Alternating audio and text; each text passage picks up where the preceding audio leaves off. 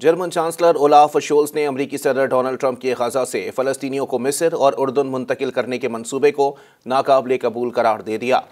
फ्रांसीसी खबरसां एजेंसी की रिपोर्ट के मुताबिक बर्लिन में टाउन हॉल की एक तकरीब से खिताब करते हुए ओलाफ शोल्स ने वाज़ेह किया कि अमेरिकी सदर डोनाल्ड ट्रंप की जानिब से गजा की पट्टी से फ़लस्तीनियों को मिस्र और उर्दन मुंतकिल करने का मंसूबा पेश करने के बाद उन्हें बेदखल करना नाकाबिले कबूल होगा।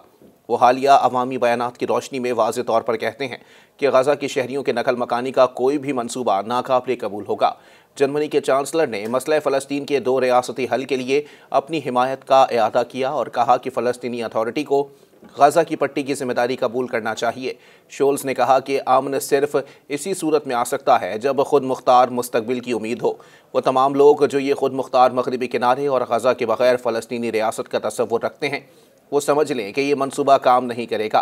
दूसरी जानिब अमरीकी महकमा खारजा ने अपने बयान में बताया कि वज़ीर खारजा मार्को रूबियो ने मिस्र के वज़ीर खारजा से कहा है कि ये बात यकीनी बनाना ज़रूरी है कि हमास दोबारा कभी गजा पर हुकूमत ना कर सके और ना ही इसराइल को दोबारा धमकी दे सके। उन्होंने हमास का एहतसाब करने पर जोर दिया। मज़ीद न्यूज़ अपडेट्स और डिजिटल स्टोरीज के लिए सब्सक्राइब करें डॉन न्यूज़ पाकिस्तान।